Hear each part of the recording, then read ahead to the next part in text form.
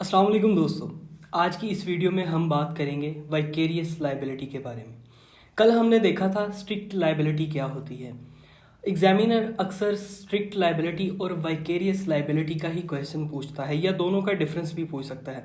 तो अगर आपने वो वीडियो नहीं देखी या तो आई के बटन पे क्लिक करके वो वीडियो देख सकते हैं या फिर डिस्क्रिप्शन में लिंक डाल दूंगा, वहाँ से जाके आप वो वीडियो देख सकते हैं। तो आज की वीडियो है वाइकेरियस लाइबिलिटी। तो चलें वीडियो को स्टार्ट करते हैं।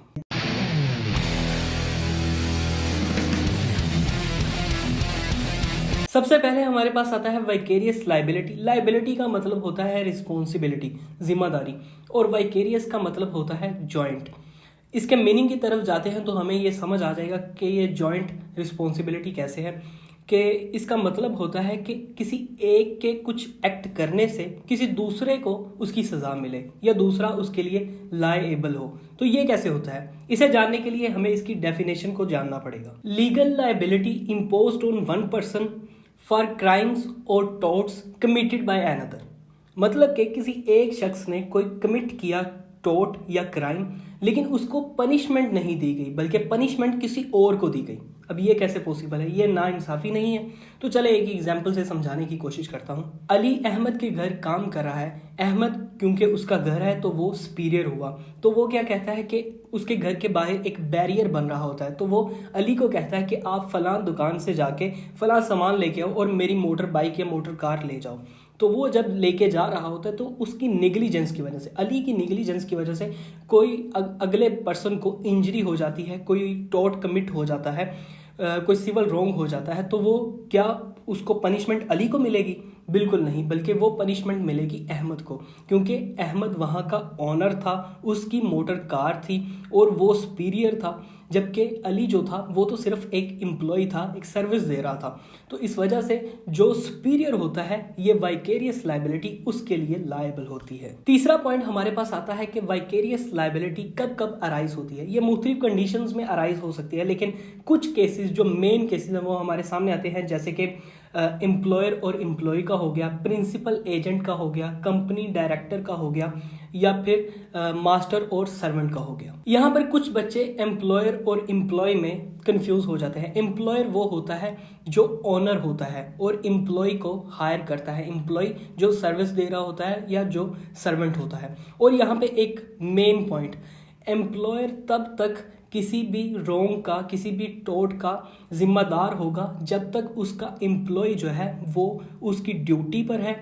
मतलब कि उसके कोर्स ऑफ टाइम में है, जब तक वो काम कर रहा है। अगर तब तक वो कोई रॉन्ग कमिट करता है तो फिर वो एम्प्लॉयर जो उसका है वो लायबल होगा। फोर्थ वाला पॉइंट आता है कि इसके प्रिंसिपल्स कौन कौन से हैं। इसके 3 बड़े प्रिंसिपल्स हैं। Number 1, respondent superior. इसमें क्या है कि जो सुपीरियर है, जैसे कि हमें नाम से ही समझ आ रही कि जो सुपीरियर है वो रिस्पोंड करेगा। मतलब कोई भी अगर एक्ट हुआ है, कोई भी रॉन्गफुल एक्ट कमिट हुआ है, तो उसमें जो सुपीरियर होगा वो जवाबदेह होगा, वो आंसरेबल होगा। दूसरा इसका प्रिंसिपल, जैसे कि स्क्रीन पे आपको नजर आ रहा होगा, इसका मतलब होता है कि अगर कोई शख्स किसी दूसरे के थ्रू कोई एक्ट करवाता है तो इसका मतलब यही है कि वो एक्ट वो खुद कर रहा है। तीसरा बड़ा principle, public policy and convenience. इसका क्या मतलब है? इसका ये मतलब है कि अगर कोई शख्स किसी सर्वेंट को, किसी एम्प्लॉय को हायर करता है तो उसकी अपनी रिस्पॉन्सिबिलिटी पे, ना कि फिर किसी और को वो जिम्मेदार कहे कि इसने मुझे ये सजेशन दी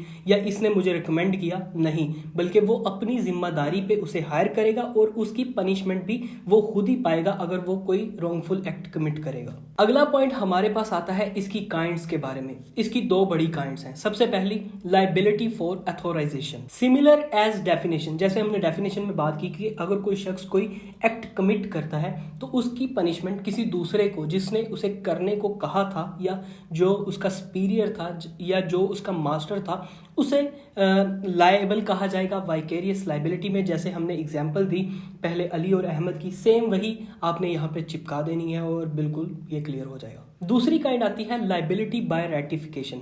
जब कोई शख्स कोई एक्ट कमिट करता है on the behalf of another, किसी दूसरे के बिहाफ पे, लेकिन जिसके बिहाफ पे वो कमिट कर रहा है उसने उसे रेटिफाई ना किया हो, मतलब उसे अप्रूव ना किया हो, लेकिन बाद में उसे अप्रूव कर दे, तो ये रेटिफिकेशन में आएगा। और इसमें दो मशहूर केस लॉज हैं। पहला केस लॉ आता है commissioner of police of magistrate metropolis versus Vox 2012 में। दूसरा केस लॉ आता है Remploy Limited versus Campbell and ANR 2013। अब रेटिफिकेशन की कुछ कंडीशंस भी होती हैं, जो कि 3 मेन कंडीशंस आती हैं इसमें। पहली ये कि जो एक्ट हुआ है वो किसी दूसरे के बिहाफ पे हुआ हो। दूसरी कंडीशन ये है कि जो पर्सन उसे रेटिफाई करता है उसे इसका इल्म होना चाहिए कि इस एक्ट की नेचर कितनी है, मतलब क्या है, उसके कॉन्सिक्वेंसेस क्या हो सकते हैं। और तीसरी जो मेन कंडीशन है वो ये है कि अगर कोई इलीगल एक्ट या वॉइड एक्ट होता है तो वो सिरे से ही रेटिफाइड नहीं हो सकता। मतलब कि अगर मैं किसी को कह दूं जाके तुम फलां बंदे को गोली मार दो, तो हर सेंसिबल बंदे को ये पता है कि ये जो रोंग है वो टोर्ट का नहीं बल्कि वो तो क्रिमिनल एक्ट में चला जाएगा, PPC में चला जाएगा, तो उसकी पनिशमेंट सिर्फ एक्यूज्ड पर्सन को ही मिलेगी। अब ऐसे ही किसी भी सर्वेंट की या किसी भी एम्प्लॉय की जो पनिशमेंट है वो किसी मास्टर या एम्प्लॉयर को नहीं दी जा सकती।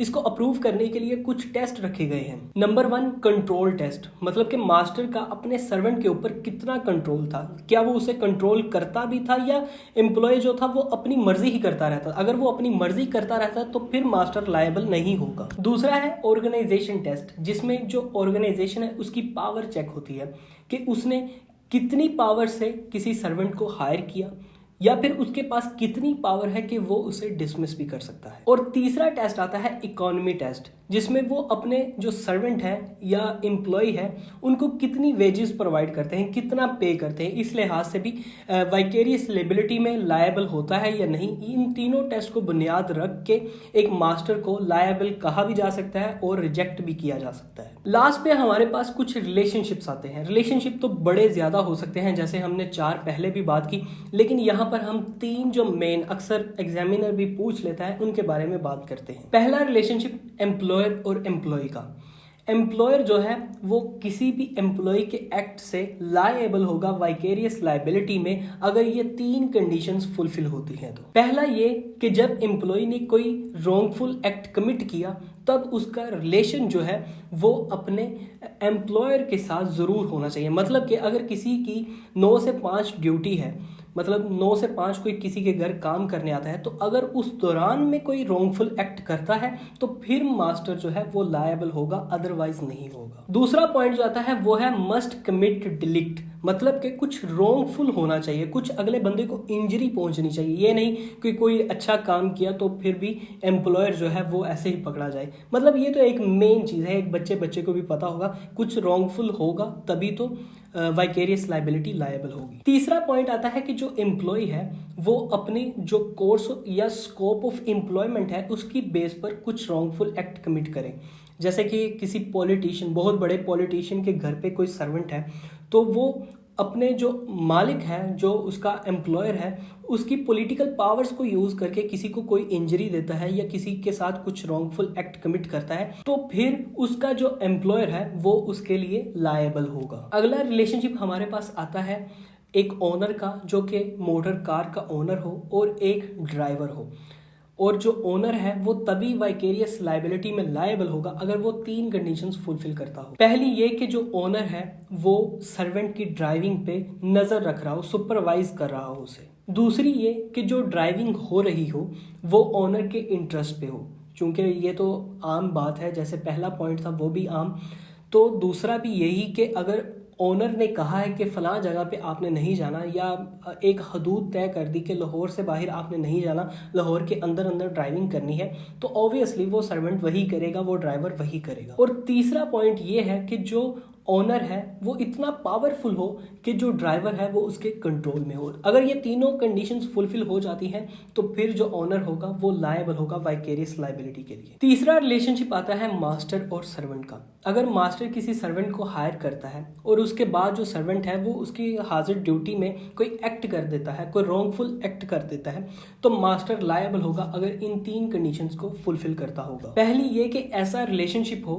जिसमें जो मास्टर है वो सुपीरियर हो और एग्जिस्टेंस हो, मतलब उसका इतना रोब और दबदबा हो कि सर्वेंट उसकी इंस्ट्रक्शंस के मुताबिक काम करे। दूसरा पॉइंट ये कि जो सर्वेंट है अगर वो कोई एक्ट कमिट करता है तो वो इतना एक्ट होना चाहिए, इतना रॉन्गफुल होना चाहिए कि वो टोट बन सके। और तीसरा पॉइंट वही एम्प्लॉयर और एम्प्लॉय वाला आ जाता है कि अगर कोई सर्वेंट है तो वो जो ड्यूरेशन सेट हुई है एक ओनर के साथ, एक मास्टर के साथ, उसी ड्यूरेशन में अगर कोई रॉन्गफुल एक्ट कमिट करता है तो फिर मास्टर लायबल होगा, अदरवाइज नहीं। अब यहाँ पर हमने 3 एग्जांपल्स देखी, एम्प्लॉयर एम्प्लॉय की, ओनर और ड्राइवर की, और लास्ट पर मास्टर और सर्वेंट की। इन तीनों में जो सुपीरियर थे उन्हें पनिश किया जाएगा, उन्हें लायबल ठहराया जाएगा वाइकेरियस लायबिलिटी की। ऐसा क्यों? इसकी 2 बड़ी वजूहत है। पहली ये कि जो एम्प्लॉयर है, मास्टर है या फिर ओनर है, वो अपने सर्वेंट से प्रॉफिट हासिल कर रहा है, जबकि वो अगर प्रॉफिट ले रहा है तो उसके जो लॉसेस हैं उसे भी